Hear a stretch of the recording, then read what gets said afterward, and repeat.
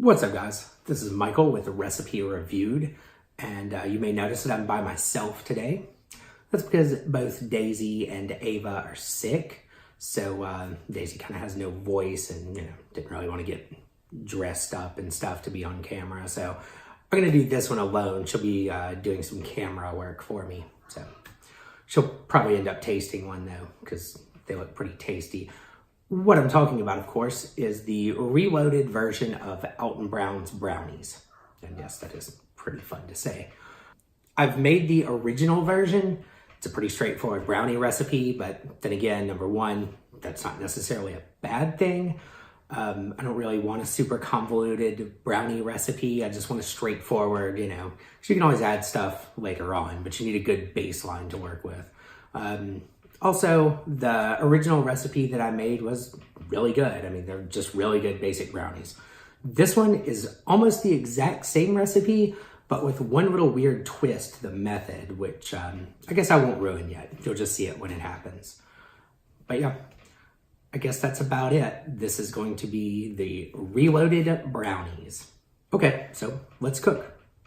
Okay, like I said, this one's gonna be a little bit different.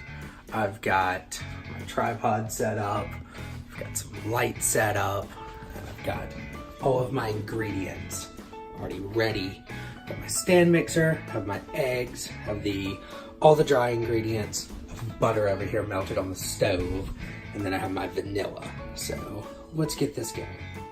So we're gonna whip them for a couple of minutes. Add those to the bowl. I actually had a double yolk egg. I just took one of the yolks out because I figure it's gonna throw the recipe off, but still kind of neat. Okay, lift that up. And you get those going. All right. We'll let those go for 2 or 3 minutes. Okay, a couple of minutes later, we have some nice white eggs. I'm gonna turn this down and start adding the entire dry mixture. It's flour, sugar, brown sugar, cocoa powder, some salt. Just do a little bit at a time.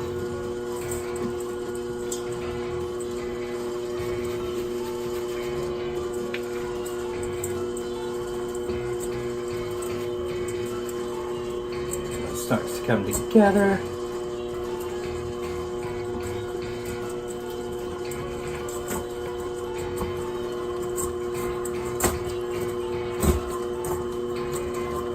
It's breaking up my old crappy brown sugar that I probably should have replaced, but it's Christmas Day, so I couldn't really go to the store.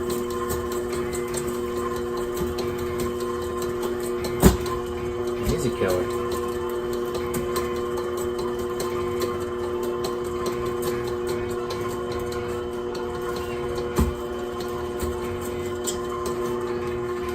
I think most of that's even going in the bowl. That's pretty cool.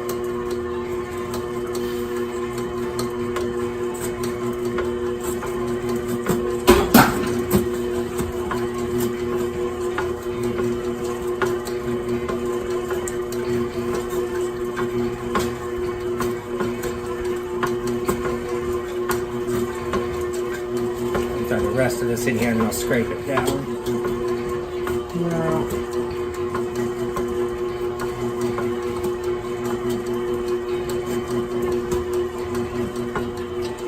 Alright, have the bowl scraped down. This is about ready. I'm not gonna lie though, this mixture looks pretty damn dry, and I went by weights and everything, so I know that I didn't screw it up. I guess I might just go ahead and start adding the butter, but let's see. So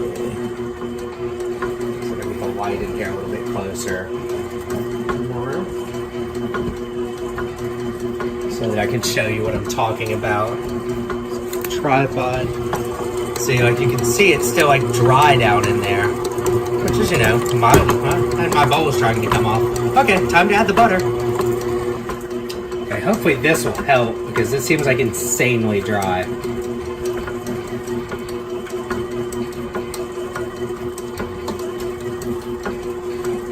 It's definitely getting things moving. soaking up all the ingredients again, so that's kind of cool. Going.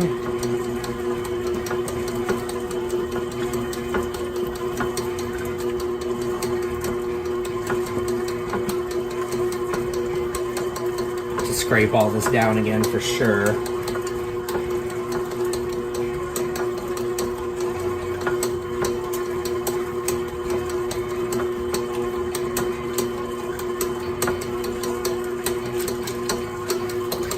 Now it seems to have the opposite problem. It looks soaking ass wet, but we'll see. Maybe it'll all come together to be exactly right.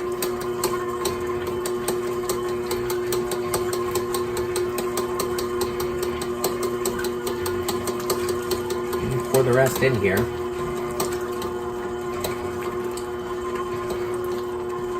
I scraped it down. We'll see how well everything comes together. It's looking better. Let's see. We'll give it a few seconds. Add the vanilla too, now that it looks like the eggs are going in.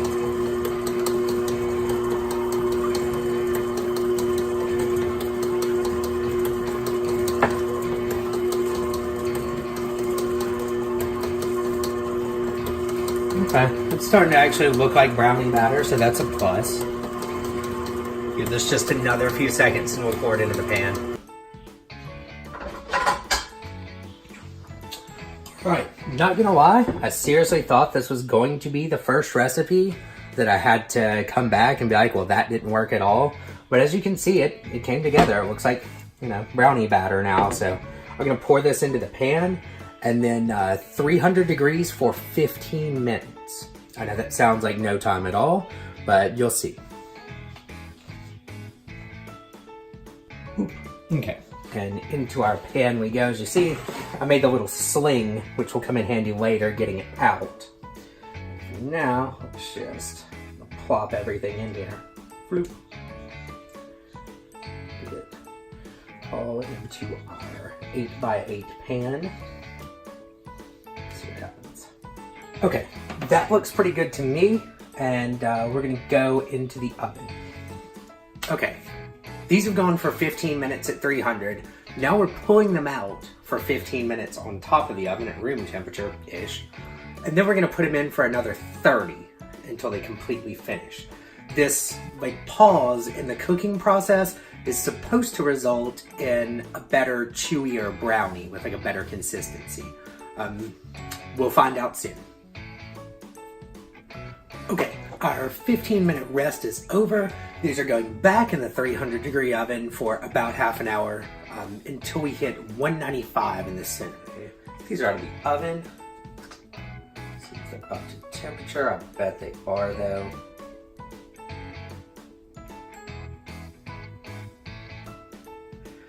Yep, 194. I will take that.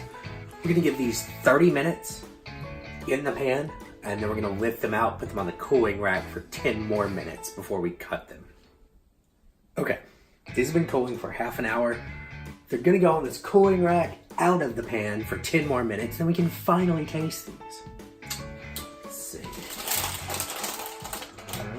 The sling method has worked pretty damn well. All right. Hey Google, start a timer for 10 minutes. All right, 10 minutes. Starting now. Okay, cool. See you in 10 minutes.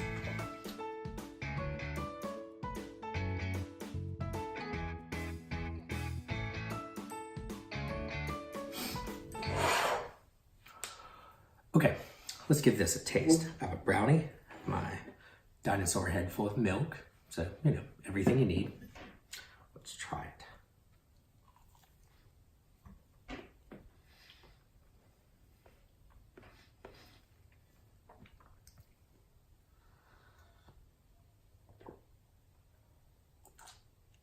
They're definitely very fudgy. I honestly think they're still like super warm right now. I think they'll actually be even better when they're fully cooled and set, because it's still like almost too moist right now. But the flavor is perfect. They're very chocolatey. very much like that fudge, chewy, you know. But they still don't feel like they've totally set. So maybe give them more than 10 minutes. I'm gonna give them a little bit more time. Eat the rest of this one, maybe eat 5 or 6 more, and then I'll be back.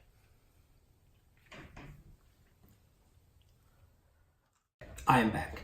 I ate a brownie. Actually, for science, I ate a second brownie. I'm gonna tell you why. When I first tasted it, I actually didn't super care for it. It was kind of like eating warm brownie batter. Because the entire idea of this recipe is that it's like designed to be very chewy. But when you take something that's very chewy and it's still warm, it's kind of mostly liquidy. Like it was seriously the consistency of brownie batter. Once they are cooled though, these are awesome. They're great brownies, but it is seriously important to let them fully cool. Otherwise, it's not a great like sensation as far as the texture and stuff. The flavor is always good. It's very chocolatey and very rich. I mean, it's got like a ton of butter and sugar and chocolate in it, so it's not like it's gonna taste bad. But yeah, my first impression was that I did not care for the texture at all. After they've cooled and fully set though, I like them a lot. So that would be my advice for this one, especially if you're gonna make them for some kind of event or something. Don't wait until the last minute. Make them the night before or at least the morning of. Let them sit out at room temperature and cool for like a not insignificant amount of time. I would say like, the recipe actually says 30 minutes in the pan. I definitely do that because I think that's letting them fully set. And then 10 minutes on a cooling rack. I say like 30 minutes to an hour on a cooling rack before the texture really becomes like something that I enjoy. Maybe that's just me. Maybe you like them softer or whatever, but I really didn't care for them until they were like fully cooled and set. So other than that, really good recipe. When I was making them, maybe I did something wrong, but I don't really see how, because the recipe lists all of the measurements in weight, and I used a kitchen scale and also did it by weight, like to the gram. To me, getting the 4 eggs to mix with all of the dry ingredients, it was basically just not going. Like, there wasn't enough liquid there to like saturate everything. The only thing that I can think of is, if you'll notice, when I'm doing the shot of me prepping everything, one of my eggs was actually a double yolk egg. And it looked about the same size as the other yolks, each one did. So I actually pulled one of them out so that I had 4 egg yolks and then all of the white. It's conceivable that that messed up the ratio somehow. I might have to remake it, make sure I don't get a double yolk egg this time.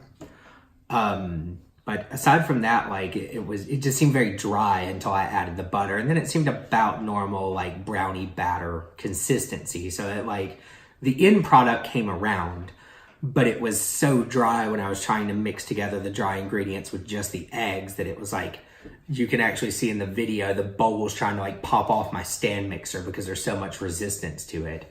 But like I said, the end result did actually work, so who knows. If I do make these again, I'll probably make the original recipe where he just cooks them straight through and see if there's like actually a discernible difference in texture between the 15-minute rest version and the just put them in the oven until they're done version. Because like, I don't know, I just think that would be interesting, and it seems like a good excuse to make 2 batches of brownies. Might have to have some people over for that one. Daisy had one, and she liked it a lot. She thought the same. Basically, she agreed with me that once they were cool and set, the texture was much better. But I think that is about it for the brownies. I definitely suggest this recipe. Just, you know, be aware that it might be a little bit dry in the stand mixer. You might want to slosh a little bit of the butter in there to get everything incorporated, and then slowly add the rest. And also, make sure that you cool them very well to get a good texture. I think that is about it for the brownie review. I have a couple of things going on. Also, a few programming notes, I guess. We are not going to exclusively do Alton Brown recipes. It's just kind of worked out that way. But we definitely will be doing some much different recipes in the very near future. Also, our first viewer request from a friend of mine, Miguel. It's actually an out and brown recipe, but still, we're going to be doing that within the next couple of weeks, depending on timing and if I can round up all the ingredients and stuff before New Year's and how busy I am. But he wants to see out and brown shepherd's pie. So we'll be making that, reasonably shortly within a couple of weeks, maybe next week, not really sure. But no, that's about it. So I guess that about wraps it up for what is likely to be the last Recipe Reviewed episode of 2018. Thanks for watching, and if you enjoyed it, please like and subscribe to our YouTube channel and check out the website. See you next time.